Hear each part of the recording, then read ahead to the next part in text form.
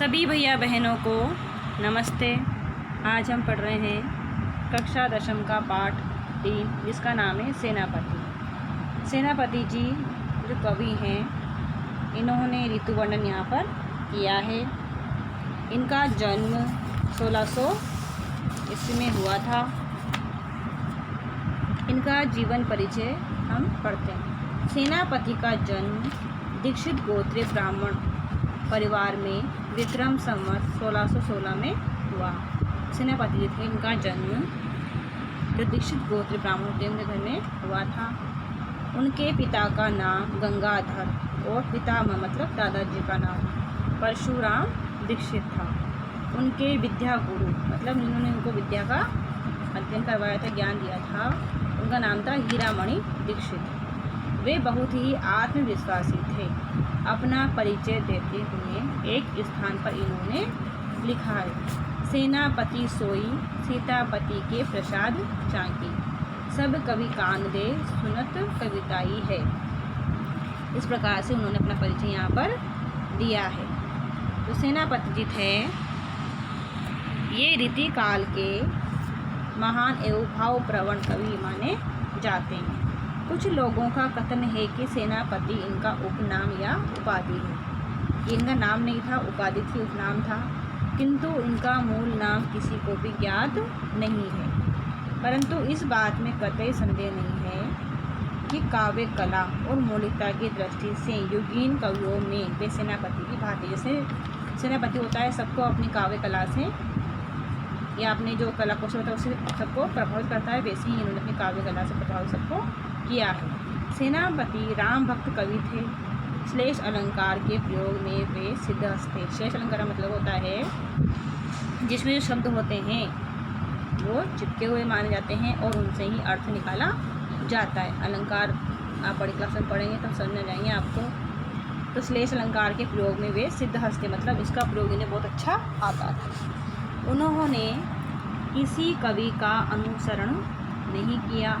ये रीतिबद्ध कवियों की श्रेणी में आते हैं। इनकी 2 रचनाएं प्रसिद्ध है, काव्य कल्पद्रुम तथा कवित रत्नाकर। काव्य कल्पद्रुम जो अप्राप्य है, इनका जो काव्य कल्पद्रुम है वो अप्राप्य मतलब हमें प्राप्त नहीं मिलता है। इनका काव्य शास्त्रीय ग्रंथ रहा होगा।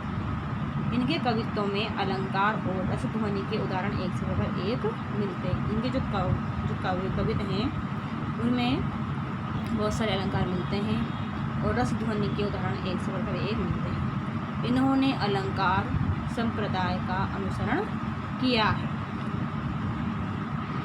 सेनापति ब्रज भाषा के कवि हैं। साधारण शब्द भी उनके हाथ में आते हैं, सैनिक की भांति सशक्त बन जाते हैं। सेनापति जो नाम है वैसे ही वो कवि थे ब्रज भाषा के। साधारण शब्द भी उनके हाथों में क्या होते थे, जैसे सैनिक होता है ना, उसके हाथ में कोई भी हथियार आता है तो वो क्या करता है, सामने वाले को उससे मुकाबला करता है। वैसे ही कोई भी शब्द उनके हाथ में आ जाए वो भी क्या होता है, उनके सैनिक की तरह वो उनका हथियार बन जाया करते थे, अस्त्र शस्त्र उनका बन जाया करते थे। वे फारसी भाषा शब्दों का प्रयोग भी करते थे। उनकी रचनाओं में प्रसाद और ओज गुण की प्रधानता थी। परिमार्जित भाषा का प्रयोग और भाव गांभीर्य उनके काव्य की विशेषताएं। इनका जो काव्य है उसकी जो भाषा वो बहुत ही परिमार्जित मतलब बहुत ही शुद्ध होती है और भाव गांभीर्य उनके जो भाव काव्य है उसको बताए उसमें बहुत अच्छे भाव उनके भरे हुए माने जाते हैं। पाठ परिचय। पाठ में हम क्या पढ़ेंगे, यहाँ प्रस्तुत कविता सेनापति के ऋतु वर्णन का प्रौढ़ और प्रांजल नमूना है। प्रौढ़ मतलब पुराना, जो कि ऋतुओं के संबंध में पूरी जानकारी रखते थे।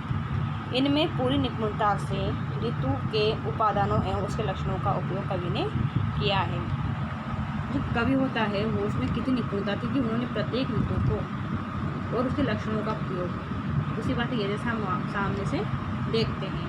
वसंत का वैभव पूरी छटा के साथ पंक्तियों में पिरोया गया। वसंत ऋतु होती है जिसे हम ऋतु रात वसंत करते हैं, सब ऋतु का राजा मानते हैं, उसका प्रयोग इन्होंने पंक्तियों में पूरा अच्छे भाव से किया है ताकि हम उसे समझ सकें। कवि ने ऋतु वसंत का सूक्ष्मतापूर्वक मानदंड किया है। जो कवि है उसने ऋतु वसंत का वसंत ऋतु से क्या है, सूक्ष्मतापूर्वक मानदंड मतलब जो सूक्ष्म बातें होती है, छोटी छोटी बातें भी उन्होंने यहाँ बताने का प्रयास किया है। पूरा परिदृश्य राजा के आगमन काल के वस्तुओं एवं भावनाओं से बुना गया है। जो वहाँ का जो दृश्य बनता है ऐसा लगता है जैसे ऋतुराज जो वसंत है राजा के रूप में आता है, और वहाँ उसके आने से जो आसपास के जो पक्षी हैं, जो प्रकृति है, वो क्या करती है, उनका स्वागत कर रही है। रंगीन उपवन सुगंधमय है। जो उपवन है वो क्या है, बगीचे रंगीन रंगीन फूलों से लदे हुए हैं और सुगंध वहाँ पर आ रही है। कोकिल चारण की भूमिका में पदगान कर रहा है। कोकिल है कोयल, वो चारण होते हैं ना, भाट चारण, जो राजाओं का गुणगान करते हैं, उनका यशगान करते हैं, ऐसा करके वो पदगान कर रही है। शोभा के सुखमय उपकरण सेना के कवायद की छवि उत्पन्न कर रहा है। जो वहाँ की शोभा है, सुंदरता है, वो सुखमय जो उपकरण है वो सेना की कवायद में सेना का स्वागत करने के लिए छवि उत्पन्न वहाँ पर हो रही है। जैसे तो वो सब क्या है, फूल खिल रहे हैं, महक रही है, सुगंध आ रही है, वो सब सेना का स्वागत वहाँ पर कर रहे हैं। क्योंकि राजा एकाकी गमन नहीं करते। राजा होता है वो क्या करता है, कभी भी अकेला यहाँ वहाँ नहीं जाता है, वो हमेशा सेना के साथ में ही जाता है।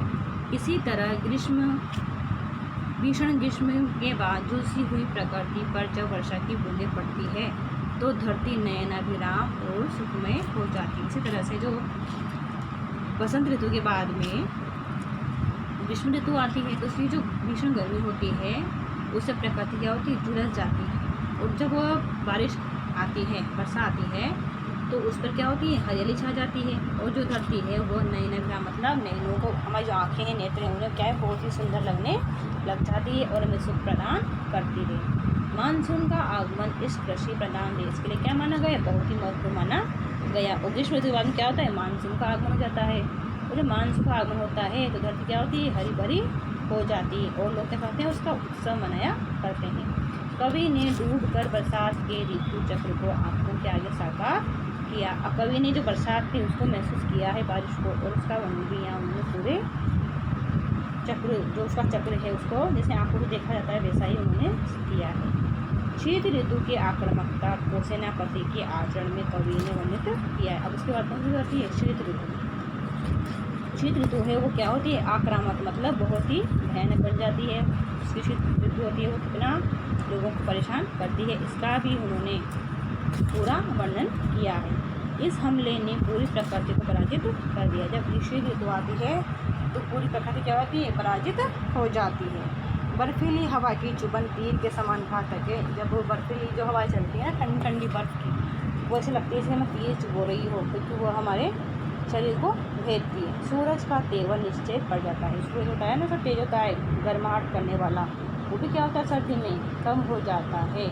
अलाव की आग को घेर कर जन समुदाय टूट रहे हैं। जो अलाव जलता है, आग जलाते हैं अपने हाथों को सेकने के, तापने के लिए, तो वो क्या करते हैं, वो जो जन समुदाय वो भी क्या कर रहा है, आग के अलाव तापने के बाद में क्या कर रहा है, वो टूट रहा है ठंड के मारे। जैसा समाज पर ऋतुओं के प्रभाव का इतना जीवंत वर्णन सेनापति को कालजयी कर बनाता है। मतलब जो देश में होने वाली ऋतुओं का जो प्रभाव है उसका इतना जीवन, मतलब कुछ लगता है जैसे सच कुछ में उन्होंने जो देखा है वही वहाँ पर किया है। हमें एक कविता पढ़ने के बाद लगता है कि हाँ, ये सब कुछ हमारे सामने क्या हो रहा है, कथित हो रहा है। ऐसा वर्णन करने से इन सेनापतियों को क्या माना गया है हमने, कालजयी, मतलब जो काल की ऋतुओं के बारे में, समय के बारे में जानकारी रखने में पूर्ण जानकारी वो रखते थे। अब हम ऋतु वर्णन तो पढ़ेंगे, हमने पढ़ा कि ऋतु वर्णन, लेकिन ऋतुओं का पहले कौन सी ऋतु के बारे में पढ़ेंगे, तो सबसे पहले ऋतु अभी कौन सी आती है, ऋतुराज वसंत, मतलब बसंत ऋतु के बारे में हम यहाँ पर पढ़ेंगे। बरन बरन तरु फूल फूले उपवन बन, सोई चतुरंग संग दल लहियतु है। बरन बन का मतलब होता है विभिन्न रंगों के या अलग अलग प्रकार के। तरु यानी पेड़, पेड़ पौधे, फूल यानी फूलों से, फलों से लदे हुए हैं। उपवन बन, बगीचों में और वनों में, मतलब जो अलग अलग रंग के जो फूल हैं उनके पेड़ पौधे यहाँ पर वन में और उपवन में लगे हुए हैं। सोई चतुरंग संग दल लगे होते, जो राजा है वो क्या कर रहा है, यहाँ पर जो राजा है, ऋतुराज वसंत की जब आता है वहाँ पर तो सब हो रहा है। और सोई चतुरंग, हमें उसे देखकर ऐसा लगता है जैसे राजा क्या कर रहा है, चतुरंग मतलब पैदल रथ, हाथी घोड़े की सेना होती है उसको साथ में लेकर आया है। बंदी जिमी बोलत बिरद वीर कोकिल है गुंजत मधुर गान गुन गई होते हैं। मतलब बंदी का मतलब क्या होता है, जो भी राजा के से बंधे रहते हैं, जैसे चारण है, भाट है, वो क्या करते हैं, राजा की स्तुति करते हैं, उनके लिए स्तुति पाठ करते हैं। तो जो कोयल है वो कैसे लग रही है यहाँ पर, जैसे राजा के लिए वो उसका यशोगान और बंदीजनों के समान स्वर से वो उसकी रुदावली, उनकी जो रुदावली उसको क्या कर रही है, वो गा रही है। गुंजत मधुर गान गुन गई होते, गुंजत मतलब भौं रहे हैं, जो क्या कर रहे हैं, गुंजायमान कर रखे हैं, और क्या कौन से आवाज़ कर रहे हैं वो, और वह जो भौं रहे हैं वो क्या कर रहे हैं, राजा की स्तुति का गान कर रहे हैं और गुंजार कर रहे हैं, मतलब उनके आने में खुशी मना रहे हैं। आवे आस पास, आवे यानी आ रही है, हमें महसूस हो रही है। आस पास, जो आस पास का वातावरण कैसा हो गया है, कुहूपन की सुबास सोई, मतलब जो पुष्प हैं उनकी सुगंध से क्या हो रहे हैं, वो सुगंधित हो रहे हैं। सोने के सुगंध माज सने रही होते, मतलब जो सुगंध आ रही है वो ऐसे लगती है हमें जैसे सोने की सुगंध होती। सोने के मतलब जो पीले पीले फूलों वाले पौधे होते हैं सरसों के, उनकी सुगंध हमें सोने का एहसास करा रही है। ऐसा हमें लगता है कि यहाँ पर क्या है, एक कहावत है, मतलब इसमें जो श्लेष अलंकार अलंकार का प्रयोग हुआ, इससे क्या है, अर्थ चिपका हुआ है। सोने से मतलब क्या है, वो मतलब पीले फूल है जो उसकी सुगंध यहाँ पर आ रही है, और चारों तरफ का जो माहौल है वो क्या है, इसी से सना हुआ है। शोभा को समाज सेनापति सुख साज आज आवत बसंत ऋतुराज कहूँ, मतलब यहाँ की जो शोभा है उसका समूह ऐसा लग रहा है जैसे सुखमय सुंदर साज सज्जा से ऋतुराज बसंत एक राजा की तरह आ रहा है और उसका सब स्वागत यहाँ पर कर रहा है, ऐसा यहाँ पर सुशोभित होता है। ये हमारा आज का जो पाठ था इतना ही है, और बाकी का पाठ हम अगली वीडियो में पढ़ेंगे। धन्यवाद।